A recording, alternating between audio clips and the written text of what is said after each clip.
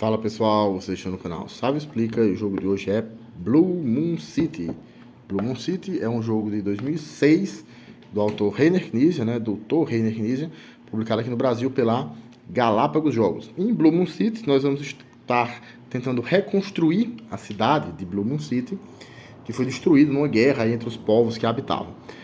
Na verdade, esse jogo é uma continuação, se é que dá para dizer assim, de um outro jogo lançado também por Reiner Knizia, chamado Blue Moon, que era um jogo de cartas colecionável, no estilo de Magic, que nunca foi lançado no Brasil e que por isso praticamente ninguém conhece ele por aqui, começando por mim. Porque, afinal de contas, um jogo de cartas colecionável, para você manter ele baseado só em importações, é mais barato sustentar um jumento com pão doce, não é mesmo? Então, assim, às vezes com o tema do jogo, a regra e a arte não se dão o trabalho de explicar muitas coisas do tema, tipo assim, quem são esses povos, por que eles estavam nessa guerra, porque ele meio que presume que você já viu no outro jogo. Então, às vezes, no que diz respeito ao tema, você fica ali com a sensação de que está assistindo a parte 2 de um filme que você não assistiu a parte 1. Mas, assim, isso não prejudica em nada a jogabilidade e a diversão do jogo, é claro. Então, como é que se joga? Começar pela preparação. Você vai pegar essa ficha aqui, que tem essa figura do obelisco, é a praça central, vai posicioná-la no centro do tabuleiro. É um tabuleiro modular, como vocês podem ver. Existem 4 fichas que tem esse símbolozinho aqui em forma de estrela, que a regra sugere que você deixe eles ortogonalmente adjacentes à praça central, mas a mesma regra também diz que se você quiser, pode também montar o tabuleiro totalmente aleatório, contanto que a praça central esteja no centro. Então, assim, é apenas uma sugestão que a regra considera bom, melhor para as primeiras partidas, sobretudo, deixar essas peças aí adjacentes. E as outras você monta aleatória mesmo com esse formato. O formato a gente poderia descrever como sendo um quadrado de 4x4 que teve as 4 esquinas removidas, não é mesmo?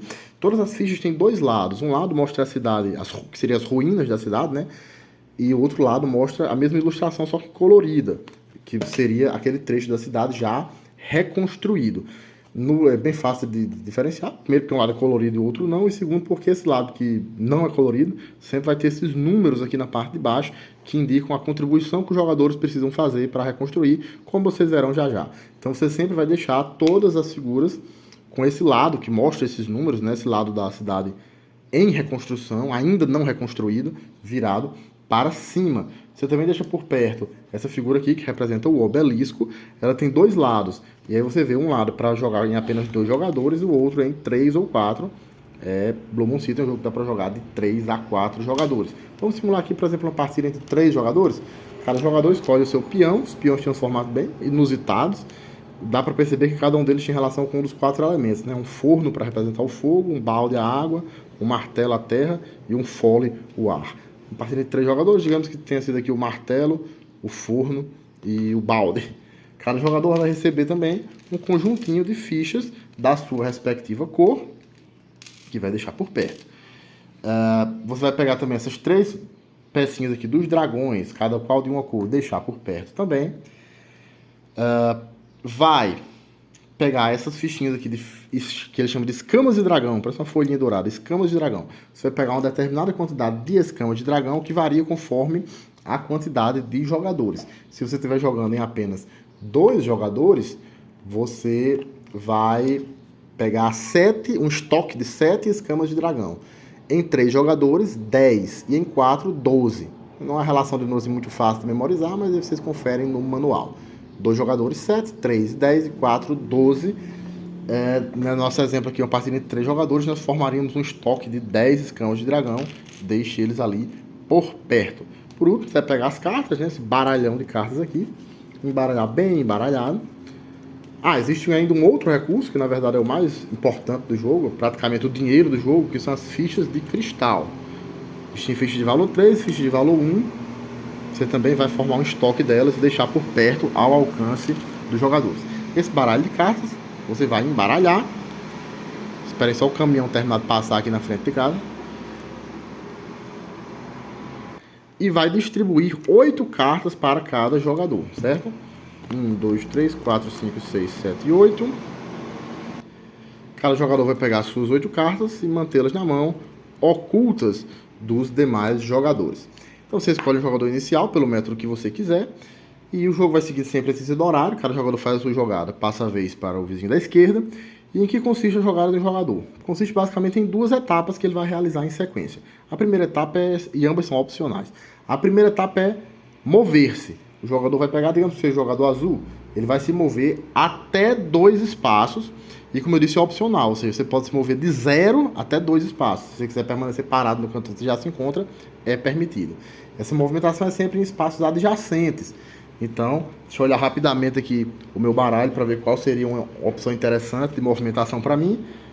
Poderia me mover aqui, ó, por exemplo, 1, 2. 2 movimentos, parei nesse espaço. Então, primeira fase de movimentação, eu me mexo de 0 a 2 espaços, né? Posso permanecer parado se quiser, até chegar em um espaço da minha escolha. E logo em seguida eu faço a segunda fase, que é a fase de contribuição para a reconstrução da cidade. A fase de contribuição, como a regra chama. Eu vou descartar da minha mão cartas na cor e na pontuação necessárias para efetuar uma reconstrução. Esses númerozinhos que tem aqui em cada uma dessas fichas indicam a quantidade, a cor e o valor das contribuições que precisam ser feitas para reconstruir cada trecho da cidade. Então, nesse nosso exemplo aqui, onde eu parei, eu vou precisar de 3 contribuições para reconstruir esse trecho da cidade, sendo uma delas de valor 3, uma de valor 2 e outra também de valor 2, sempre na cor preta. Então, essas contribuições são feitas descartando cartas. Você vê que cada carta tem um valor e uma cor. Nesse nosso exemplo, eu poderia aqui, ó, descartar uma carta 3 de valor preta, eu pego um marcadorzinho da minha cor e posiciono lá no espaço correspondente. 3, preto, para indicar que eu fui quem colaborou com aquele trecho da reconstrução, digamos assim. É permitido você fazer mais de uma reconstrução na mesma rodada, desde que todas elas sejam no mesmo espaço, né? Porque a reconstrução só pode ser feita no espaço onde o seu peão se encontra. Então você para lá e faz as reconstruções. Normalmente é mais fácil, é mais frequente você fazer só uma. Mas se você tiver cartas na mão da cor e da combinação e da pontuação necessária, é permitido sim fazer mais de uma. Você tem que gastar cartas que tenham no mínimo aquela pontuação. Se pela sua combinação de mãos ali na carta acabar sobrando, você tenha pontos demais, digamos assim, você não recebe troco, certo? Isso vale inclusive para quando você faz mais de uma contribuição na mesma rodada. Cada uma dessas contribuições é contabilizada separadamente, digamos assim. Você não pode usar o troco que eventualmente sobrar de uma para a outra, para aproveitar na outra, mesmo que as duas sejam feitas na mesma rodada, certo? Então essa é a segunda etapa da jogada de cada jogador, a etapa de contribuir, de colaborar para a reconstrução de um dos trechos da cidade. Ele faz isso, conclui a sua jogada, e aí a gente vai puxar cartas.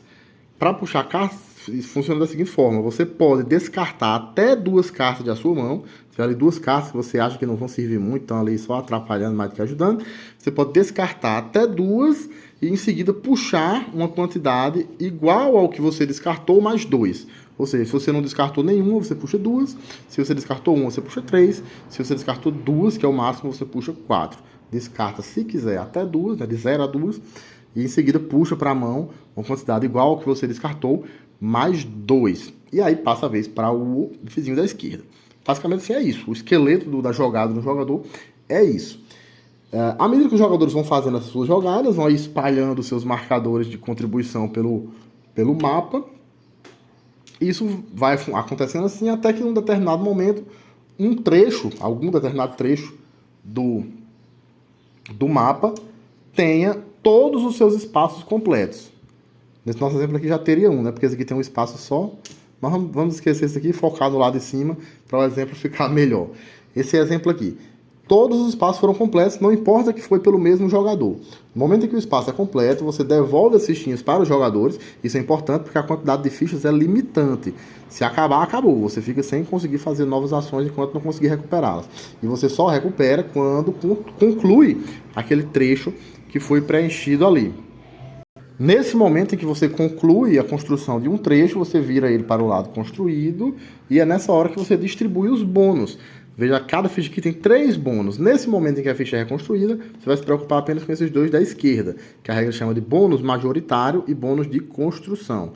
O bônus majoritário você vai entregar ao jogador que mais contribuiu para aquela reconstrução, ou seja, aquele que teve mais fichinhas. No nosso exemplo aqui tinha 2 do azul e 1 do rosa, né? Então o azul receberia esse bônus de cima, que é o bônus majoritário. No nosso exemplo aqui, como vocês podem ver pela legenda, pela iconografia, 2 cartas extras.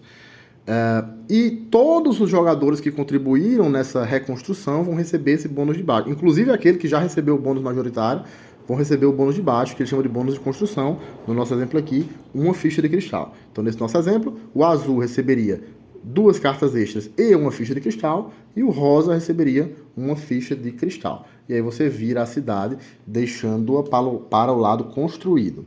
E esse outro bônus que tem aqui do lado direito, o que ele significa? O que ele é?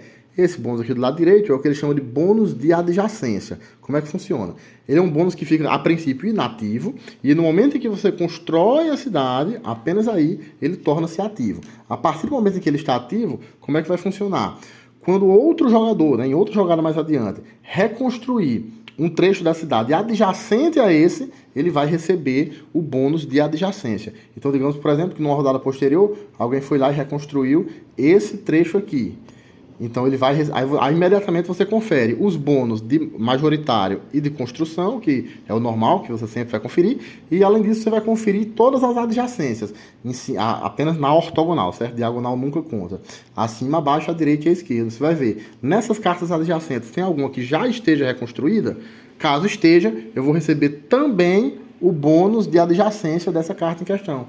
Então, no nosso exemplo, ao reconstruir essa carta aqui, eu receberia os bônus normais que ela já dá e receberia também o bônus dessa carta de cima, porque ela já está reconstruída e é adjacente a essa que eu estou reconstruindo agora.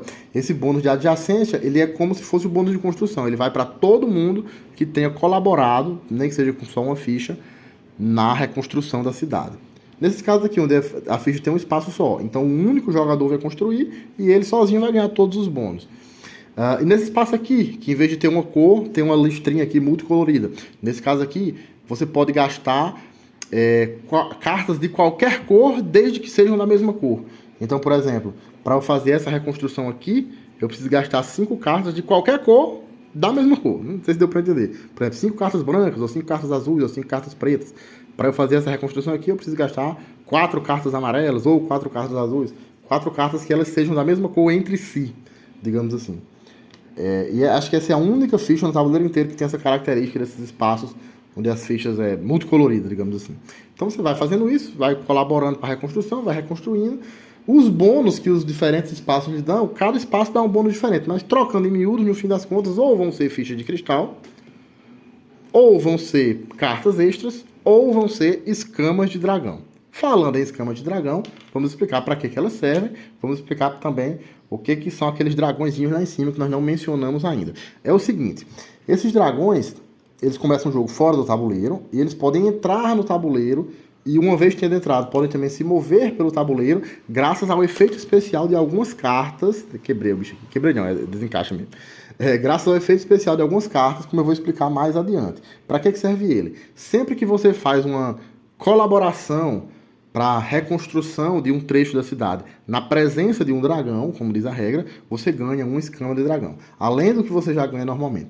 E esse ganho é sempre que você colabora, não necessariamente quando a cidade fica completa. Então você pode fazer uma colaboração ali, onde a cidade ainda não fica completa, mas você vai ganhar uma escama de dragão. Sempre que você faz uma colaboração na mesma casa, no mesmo espaço onde se encontra um dragão. Para que servem as escamas de dragão? Bem, vamos lá. Como eu disse, você no começo do jogo vai montar um estoque de escamas de dragão, que varia conforme a quantidade de jogadores. 7 para 2 jogadores, 10 para 3 e 12 para 4. Nosso exemplo aqui seriam 10. E esse estoque de escamas de dragão vai se acabando. Os jogadores vão pegando ele ao longo de várias rodadas. No momento em que ela se acabar, acabou a última escama de dragão, você para o que estiver fazendo e vai contabilizar quem tem mais escamas. Vai você montar um rankingzinho ali de quem tem mais escamas de dragão. O jogador que tiver mais isolado, o primeiro lugar do ranking, digamos assim, de quem tem mais escamas de dragão, naquele momento em que o estoque se esgota, vai receber 6 fichas de cristal. Todos os demais jogadores, se eles tiverem no mínimo, ou seja, os que não ficaram em primeiro, né? Se ele tiver no mínimo 3 escamas de dragão, ele recebe 3 fichas de cristal. E aí você devolve a escama de dragão para o estoque. E se você tiver menos do que 3 escamas de dragão, ou seja, 2 ou 1, você não recebe cristal nenhum. Em compensação, não precisa devolver as escamas para o estoque. Já fica com elas guardadas ali para uma rodada futura. É basicamente para isso que servem as escamas de dragão. E basicamente para isso que servem os dragões também. E para que servem os cristais? Bem, vamos falar do obelisco. Tá aqui só para uma questão de enquadramento, mas no jogo de verdade, claro que vocês vão deixar do lado de fora. E vamos falar do objetivo, né? Como é que se ganha o jogo, afinal de contas. Sempre que, naquela etapa onde você vai fazer uma contribuição, uma oferenda, como a regra chama, para reconstruir um trecho da cidade, você pode reconstruir um trecho qualquer da cidade, conforme aquilo que eu já expliquei, mas você também pode reconstruir um trecho do obelisco. Mas para fazer isso, você precisa vir para a Praça Central. A Praça Central é onde se encontra o obelisco. É como se o bicho estivesse assim, na imaginação, imagine que o obelisco está aqui no meio do tabuleiro. Então você, na jogada normal, que você já faz na sua vez mesmo, em vez de se dirigir a um desses outros trechos, você se dirige à Praça Central e lá estando, você pode fazer uma contribuição para o obelisco. O detalhe é que para reconstruir o obelisco, você não vai fazer um descarte de cartas, você não vai gastar cartas para reconstruir o obelisco, e sim vai gastar fichas de cristal. Justamente para isso que servem as fichas de cristal. Você vai descartar uma quantidade de fichas de cristal na quantidade indicada aqui por essas fichinhas do obelisco. Veja, 7, 7, 7, 7, 8, 8, 9, 9, 10, 10. Vai ver que vai ficando cada vez mais caro à medida que vai crescendo. As primeiras contribuições à reconstrução do obelisco são bem mais baratas. Você coloca um marcador seu naquele espaço para indicar que foi você quem fez aquela contribuição à reconstrução do obelisco. E um detalhe é que a ficha que você coloca no obelisco nunca mais volta para você, vai ficar com você até o final, aliás, vai ficar no obelisco até o final da partida. Então isso é uma coisa que você tem que levar em consideração. E isso é o grande objetivo do jogo. O objetivo do jogo é reconstruir o obelisco e vai ganhar a partida quem mais melhor colaborou para a reconstrução do obelisco. Na verdade, se você estiver jogando uma partida com 2 jogadores, o primeiro jogador que fizer 6 colaborações à reconstrução do obelisco, ou seja, que tiver 6 fichinhas aqui nessa torre, ganha o jogo. Colocou a 6ª fichinha, ganhou. Em partidas com 3 jogadores, que é o nosso exemplo, 5, e em partidas com 4 jogadores, 4. Esse é um pouco mais fácil de memorizar, né? 2, 3, 4, 6, 5, 4. Então, com 4 jogadores, quem fizer 4 oferendas ao obelisco, como a regra chama, ganha. Com 3 jogadores, quem fizer 5, e com 2 jogadores, quem fizer 6. Simples assim. Fez esse determinado número de colaborações ao obelisco, ganhou a partida imediatamente. Falta só explicar agora, para terminar, os poderes especiais das cartas. Toda carta, aliás, quase toda carta, pode ser usada de 2 maneiras. A primeira, mais básica, que eu já expliquei, é descartar os pontos dela, né, levando em consideração aqui a numeração dos pontos e a respectiva cor, para ajudar na reconstrução dos trechos da cidade. Mas quase todas as cartas também vão ter um poder especial. É interessante que geralmente o poder especial da carta é mais forte quanto menos pontos ela vale. Existe um pouco esse padrãozinho aí. E aí o poder especial varia conforme a cor da carta, como vocês verão. Vamos explicar aqui um por um. Começando pelas cartas pretas. Cada cor de carta, na verdade, corresponde a um povo, um dos 8 povos que vive lá em Blue Moon City.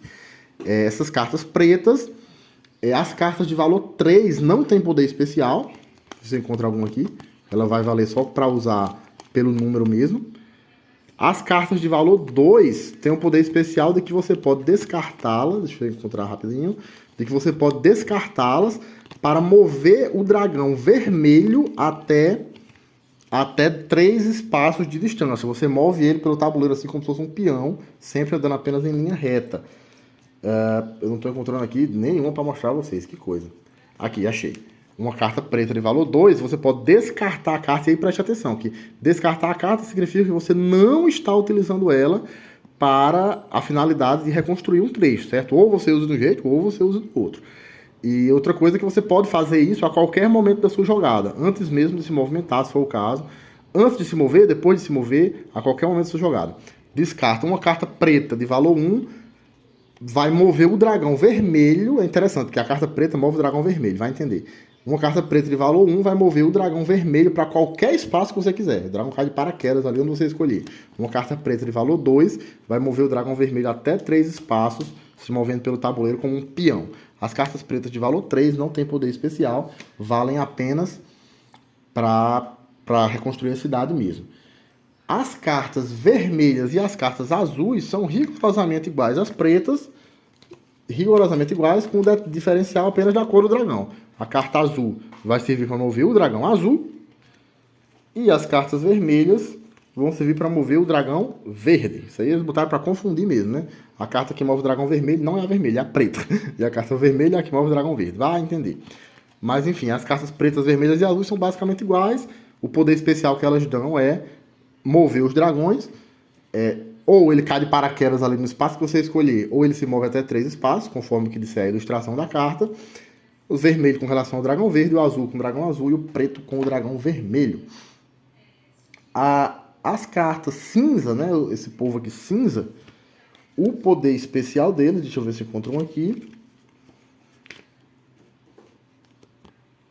é sempre relativo à movimentação do seu peão. Então você descarta, do mesmo jeito que as azuis, vermelhas, aliás, as pretas, vermelhas e azuis servem para mexer o dragão, dá poderes especiais na movimentação do dragão, as cinzas dão poderes especiais na movimentação do seu peão.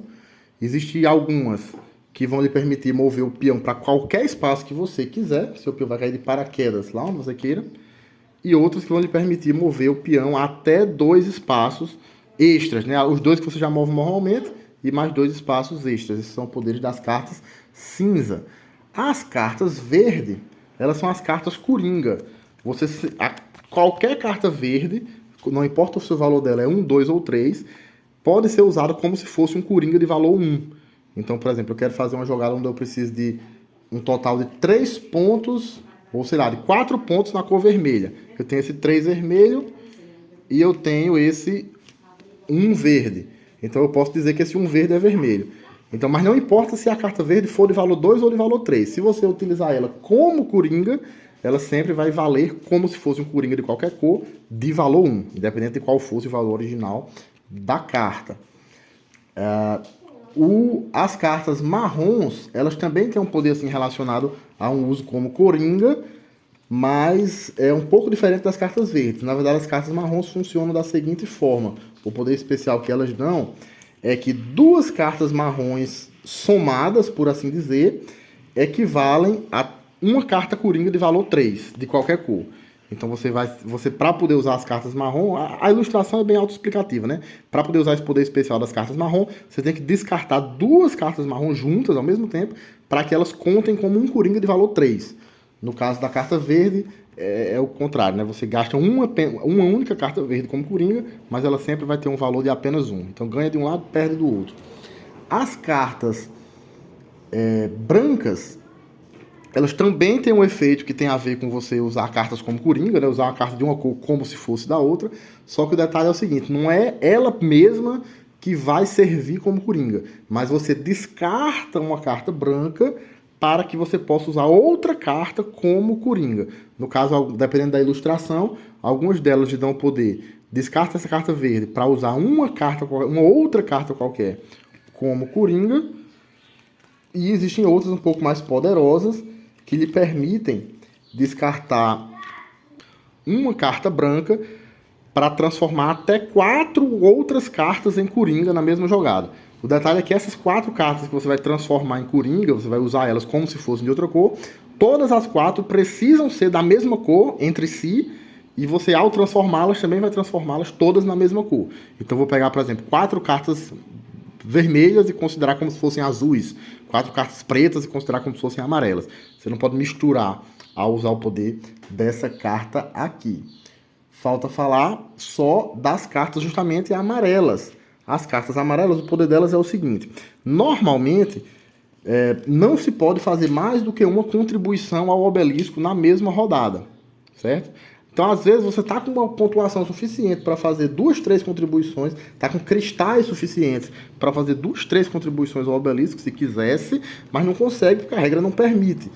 E aí, se você prestar atenção, o jogo, na verdade, é uma corrida, né? Uma corridinha para ver quem consegue completar primeiro aqui o obelisco. Então, para não dar tempo de chegar na vez do seu adversário e ele acabar conquistando ali o próximo espaço do obelisco, é que se usa o poder das cartas amarelas. As cartas amarelas lhe permitem fazer uma segunda contribuição ao obelisco na mesma jogada, o que normalmente não é permitido. Você descarta uma carta amarela e, ao fazer isso, você ganha o direito de fazer uma segunda contribuição ao obelisco na mesma jogada. Só que essa segunda contribuição, ela vai ter um custo adicional. Quer dizer, você já está tendo o direito de fazer uma contribuição extra que normalmente não poderia. Então, para compensar, essa contribuição extra que você vai fazer na mesma rodada, graças ao poder da carta amarela, vai ter um custo extra. Se você estiver usando essa carta amarela aqui, essa segunda contribuição, essa contribuição extra vai custar 1 cristal a mais. Se você estiver usando essa outra, vai custar 2 cristais a mais. E aí, assim, a regra não limita a quantidade dessas oferendas adicionais. Se você tiver 2, 3 dessas cartas amarelas, você pode fazer 2, 3 dessas contribuições extras, embora na prática vai ser muito difícil você fazer tantas contribuições assim na mesma rodada, porque para isso você precisaria ter uma quantidade muito grande de cristais. Então, basicamente é isso. Você vai aí, rodando pelo tabuleiro, faz as contribuições, reconstrói os trechos da cidade, ganhando nesse processo cristais e escamas de dragão. As escamas de dragão, no fim das contas, vão servir para ser trocadas também em cristais, ou seja, trocando em miúdo no fim das contas, vai ser cristal que você vai ganhar. E você vai usar esses cristais para fazer colaborações na reconstrução do obelisco. Quem conseguir fazer primeiro aquele determinado número de reconstruções, de contribuições à reconstrução do obelisco, ganha, é o grande vencedor. 6 contribuições numa partida com 2 jogadores, 5 numa partida com 3 e 4 numa partida com 4. Então é isso. Esse foi o nosso jogo da semana. Joguem Blue Moon City. Se gostou do vídeo, deixe seu curtir e seu comentário, se inscreva no canal, ative as notificações e até o próximo jogo.